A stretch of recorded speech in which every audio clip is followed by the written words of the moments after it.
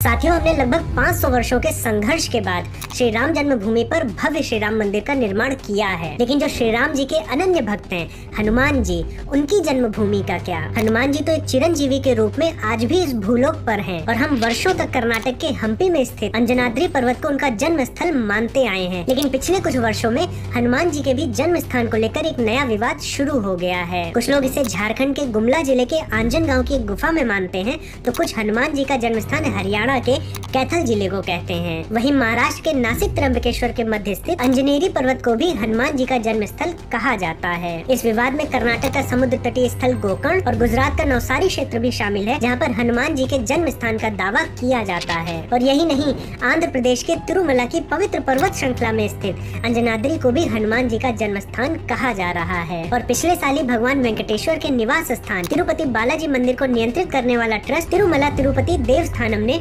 इसे हनुमान जी की वास्तविक जन्म स्थली भी घोषित की है। तो वास्तव में हनुमान जी का जन्म स्थान है कहाँ और क्या इसके संबंध में हमारे सनातन धर्म में कोई साक्ष्य है भी या नहीं? आज के एपिसोड में हम हनुमान जी के जन्म स्थान से जुड़े विवाद को समझेंगे और साथ में अपने पौराणिक और ऐतिहासिक ग्रंथों को खंगालेंगे और समझने का प्रयास करेंगे कि हनुमान जी का वास्तविक जन्म स्थान कहाँ है। और हम उस रिपोर्ट की भी चर्चा करेंगे जो राष्ट्रीय संस्कृत विश्वविद्यालय के उप कुलपति प्रोफेसर मुरलीधर शर्मा जी के नेतृत्व में तैयार की गई और जिसमें तिरुमला पर्वत श्रृंखला में उपस्थित अंजनाद्री पर्वत को हनुमान जी का जन्मस्थल बताया गया है। हम ये भी जानने का प्रयास करेंगे कि इतने ढेर सारे स्थानों पर हनुमान जी के जन्म स्थान का दावा क्यों किया जा रहा है, उसके पीछे क्या आधार है, क्या सत्य है। तो दोस्तों, बिना किसी विलंब के आज के विश्लेषण को प्रारंभ करते हैं।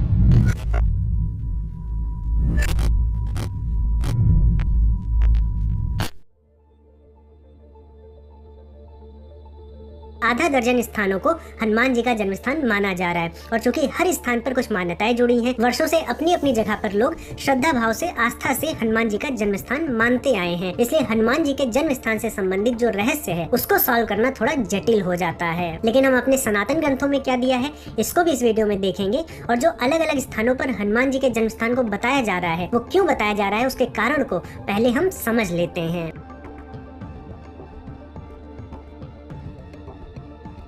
साथियों, अब हनुमान जी के जन्म स्थान का दावा मुख्यतः 7 जगहों पर किया जाता है। हम बारी बारी से एक एक जगह को देखेंगे और उनके पीछे की मान्यताओं को देखेंगे। तो सबसे पहले हरियाणा के कैथल क्षेत्र में चलेंगे। अब यहाँ पर जो कैथल क्षेत्र है इसको पहले कपि स्थल कहा जाता था और यहाँ पर एक प्राचीन अंजना देवी मंदिर था। अब चूंकि हनुमान जी कपि थे और यहाँ के लोगों की मान्यता है कि अंजना देवी मंदिर बहुत प्राचीन है और हनुमान जी की माता का नाम अंजना था, इसलिए वहाँ के लोग ये मानते हैं कि इसी मंदिर में हनुमान जी का जन्म हुआ था। अब हम दूसरी जगह पर चले गुजरात में, तो वहाँ पर नवसारी जिले के डांग क्षेत्र में एक गुफा है जिसको वहाँ पर अंजनी गुफा कहा जाता है। और अगर हम रामायण को देखें तो वहाँ पर माना गया है कि किसी पर्वत की गुफा में हनुमान जी का जन्म हुआ था। तो वहाँ पर लोग जो अंजनी गुफा है वहीं पर हनुमान जी का जन्म मानते हैं और अपने गाँव को भी अंजनी गाँव कहते हैं। अब तीसरा दावा झारखंड के गुमला जिले में किया जाता है क्योंकि वहाँ पर अंजना गाँव और अंजना धाम दोनों स्थित है। लेकिन जब हम तिरुमला तिरुपति देवस्थानम की रिपोर्ट को देखते हैं तो उनके अनुसार ये जितने भी स्थान मैंने बताए हैं ये जनश्रुति के आधार पर हनुमान जी के जन्म स्थान घोषित किए गए हैं, इसलिए वो इन स्थानों को हनुमान जी का जन्म स्थान नहीं मानते हैं। अब आइए जो बाकी बचे स्थान है उनको देखते हैं। साथियों, अब जब हम महाराष्ट्र में बढ़ते हैं तो वहाँ पर नासिक जिले में एक अंजनेरी पर्वत स्थित है और उस पर्वत में विशेष क्या है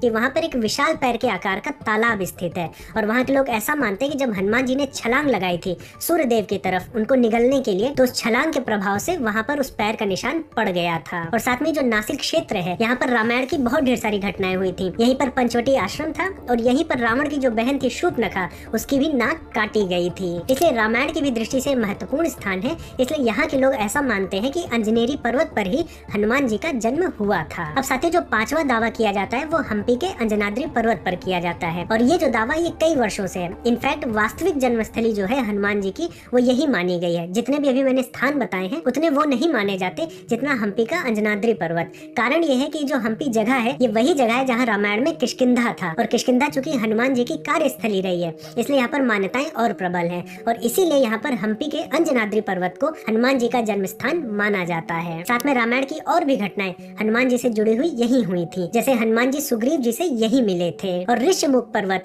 जहाँ पर श्री राम जी की भेंट प्रथम बार हनुमान जी से हुई थी वो भी इसी जगह हम्पी में है। इसलिए हम्पी का जो स्थान है अंजनाद्री पर्वत, इसको हनुमान जी के जन्म स्थान से संबंधित माना जाता है। अब अगर हम छठे दावे को देखें तो जैसा कि मैंने बताया था कि कर्नाटक का जो समुद्री तट है गोकर्ण, तो यहाँ पर भी हनुमान हनुमान जी का जन्म स्थान माना जाता है और इसके पीछे के कारण रामायण के कुछ श्लोकों में उपलब्ध है, तो उसकी चर्चा अभी मैं आगे करने वाला हूँ। अब साथियों, जो अंतिम दावा है वो भी अंजनाद्री पर्वत पर ही है, लेकिन ये वो अंजनाद्री पर्वत नहीं है जिसकी अभी मैंने बात की थी। ये अंजनाद्री पर्वत आंध्र प्रदेश के तिरुमला की पवित्र पहाड़ियों में स्थित है और यहाँ पर हनुमान जी को अंजनेय स्वामी नाम से पूजा जाता है। और जो रिपोर्ट है तिरुमला तिरुपति देवस्थानम की, उसमें इसी स्थान को हनुमान जी का वास्तविक जन्म स्थान माना गया है। तो साथियों, जहाँ जहाँ भी हनुमान जी के जन्म स्थान का दावा किया गया है वो हमने समझ लिया है, उनके पीछे की मान्यताओं को समझ लिया है।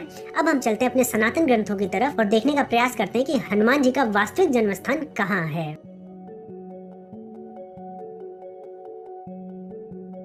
साथियों, अब जब हम सनातन ग्रंथों की बात कर रहे हैं तो सबसे पहले हमें वाल्मीकि रामायण की ही तरफ बढ़ना चाहिए, क्योंकि वही सबसे ऑथेंटिक ग्रंथ है हनुमान जी और श्री राम जी के जीवन को लेकर। और अगर हम वाल्मीकि रामायण को देखें तो 3 जगह ऐसी हैं जहां पर हनुमान जी के पास्ट के बारे में बताया गया है। पहला किष्किंधा कांड के 66वें सर्ग में, जहाँ पर जामवंत जी हनुमान जी को उनकी शक्तियों के बारे में याद दिलाते हैं और फिर उनके बाल काल की चर्चा करते हैं। तो अगर आप किष्किंधा कांड के 66वें सर्ग को देखें तो वहाँ पर 19वें और 20वें श्लोक में स्पष्ट लिखा है कि माता अंजनी जी ने वायुदेव से आशीर्वाद प्राप्त करके एक पर्वतीय गुफा में हनुमान जी को जन्म दिया था, लेकिन इस विवरण में उस पर्वत के विषय में कुछ भी बताया नहीं गया है। अब साथियों, अगर आप सुंदर कांड में जाएंगे तो वहाँ पर हनुमान जी ने अपना परिचय सीता माता को दिया है। अगर आप सुंदर कांड के 35वें सर्ग में जाएंगे तो 81वें और 83वें श्लोक को पढ़ें तो वहाँ पर हनुमान जी अपने जन्म के बारे में सीता माता को बताते हैं। हनुमान जी कहते हैं कि माल्यवान पर्वत से उनके पिता केसरी जी गोकर्ण तीर्थ जाते हैं और वहाँ पर ऋषि मुनियों की आज्ञा से शंभसाधन नाम के राक्षस का वध करते हैं और उन्हीं की पत्नी का मैं पुत्र हूँ।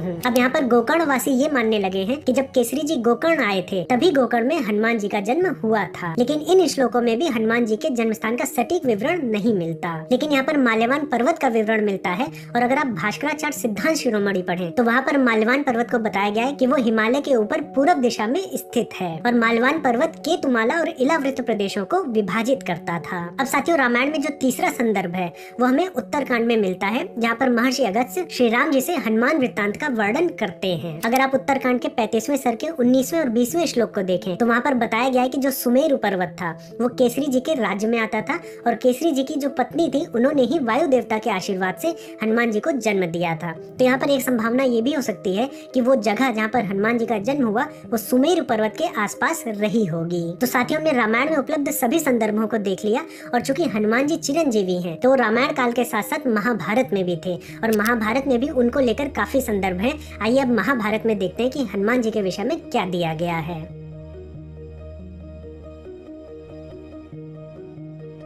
साथियों, रामायण के साथ साथ महाभारत भी संस्कृत भाषा का एक उत्कृष्ट काव्य ग्रंथ है और महर्षि वेदव्यास जी की लेखनी में जो शक्ति थी वो हमें तभी समझ में आती है जब हमें संस्कृत भाषा आती हो, क्योंकि तभी हमें समास, रस, अलंकार और कॉन्टेक्स्ट का अनुभव होता है। हनुमान जी भीम जी को बताते हैं कि वायुदेव के आशीर्वाद से केसरी जी की पत्नी अंजना जी ने मुझे जन्म दिया है और ये एक ही जगह है जहाँ हनुमान जी के जन्म के विषय में पता चलता है, लेकिन यहाँ पर भी उनके जन्म स्थान के विषय में नहीं पता चलता। तो जो हमारे ऐतिहासिक ग्रंथ हैं रामायण और महाभारत, हमने दोनों को देख लिया, जितने भी साक्ष्य थे उनको समझ लिया, लेकिन हमें कोई कॉन्क्रीट प्रूफ नहीं मिलता कि वो जन्म स्थान एग्जैक्टली कहाँ था जिससे हम ये पिन पॉइंट कर पाए कि ये वो जगह है आज जहाँ पर हनुमान जी का जन्म हुआ था। इसलिए हमें पौराणिक ग्रंथों की भी तरफ बढ़ना चाहिए।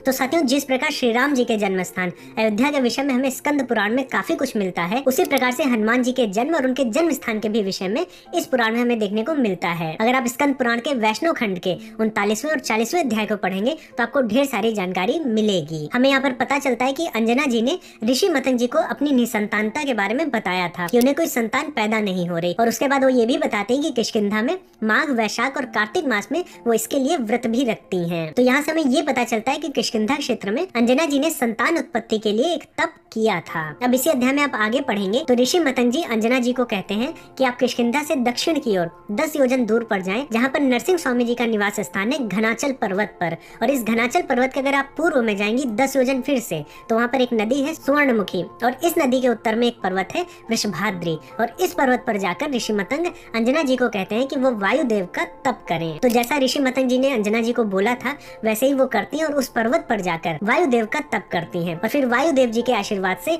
हनुमान जी का जन्म होता है। वहीं अगर आप ब्रह्मांड पुराण में जाएंगे और तीर्थखंड के भृगु नारद संवाद को देखेंगे तो वहाँ पर 5वें अध्याय में 68वें श्लोक में ब्रह्मा जी बताते हैं जब हनुमान जी का जन्म हो जाता है, वो अंजना जी से कहते हैं कि आपने शेषाद्रि पर्वत पर वायुदेव का जो तप किया है और उससे जो संतान उत्पन्न हुई है वो बहुत ही बलशाली और पराक्रमी है। तो यहाँ पर हम देख सकते हैं कि जो स्कंद पुराण में वृषभाद्रि पर्वत बताया गया है वो ब्रह्मांड पुराण में शेषाद्रि पर्वत है। और इसके आगे ब्रह्मा जी ये भी कहते हैं कि अब ये शेषाद्रि पर्वत अंजना जी के नाम पर अंजनाद्रि पर्वत कहा जाएगा। अब साथियों, चूंकि जो तिरुमला पर्वत श्रृंखला है उसे शेषांचल भी कहा जाता है, इसलिए ये अनुमान लगाया जाता है कि तिरुमला पर्वत श्रृंखला में जो अंजनाद्रि पर्वत है वही हनुमान जी का जन्म स्थान है। और इसी ब्रह्मांड पुराण में ये भी लिखा है कि जब हनुमान जी का जन्म हो गया था तब अंजना जी उन्हें लेकर वेंकटगिरी आश्रम में चली गई थी। लेकिन यहाँ पर ये प्रश्न उठता है कि जिस पर्वत को वृषभाद्रि कहा गया है स्कंद पुराण में, तो ब्रह्मांड पुराण में उसे शेषाद्रि क्यों कहा गया है? तो इसका उत्तर हमें भविष्योत्तर पुराण में मिलता है। अगर आप भविष्योत्तर पुराण के वेंकटाचल महात्म्य को पढ़ें तो वहाँ पर लिखा गया है कि कृत युग में, जिसे हम सतयुग भी कहते हैं, उस पर्वत का नाम वृषभाद्रि पर्वत था और उसके बाद त्रेता युग में उसे ही अंजनांचल कहा जाने लगा और द्वापर युग के आते आते उसे शेषशैल और कलयुग में वेंकटांचल कहते हैं। और ऐसे ही एक अलंकार मणिहार पुस्तक है, उसमें भी इस पर्वत के कई नाम बताए गए हैं। जैसे इसे आज वेंकटांचल कहते हैं तो इसे पहले वृषभाद्रि, अंजनाद्रि, वरहाद्रि और श्रीनिवासद्रि नाम भी बताए गए हैं। इस तरह से जो पुराणों से हमें साक्ष्य मिलते हैं, चाहे स्कंद पुराण हो या ब्रह्मांड पुराण हो, इससे हमें यही पता चलता है कि जो अंजना जी थी वो तिरुमला पर्वत श्रृंखला में किसी एक पर्वत पर तप की थी और वहीं पर हनुमान जी का जन्म हुआ था। और इसी आधार पर तिरुमला तिरुपति देवस्थानम की जो रिपोर्ट है उसमें तिरुमला पर्वत श्रृंखला पे अंजनाद्रि पर्वत को ही हनुमान जी का जन्म स्थान माना गया है। लेकिन इसमें अभी भी एक रहस्य है, क्योंकि अगर आप ब्रह्मांड पुराण के तीर्थखंड में जाएंगे और श्री वेंकटाचल महात्म्य को पढ़ेंगे तो वहाँ पर यह भी बताया गया है कि वायुदेव से वरदान प्राप्त होने के 10 महीने बाद हनुमान जी का जन्म हुआ था। तो इस साक्ष्य के कारण हम ये भी सटीक नहीं कह सकते कि माँ अंजना वहाँ पर 10 महीने के लिए रुकी थी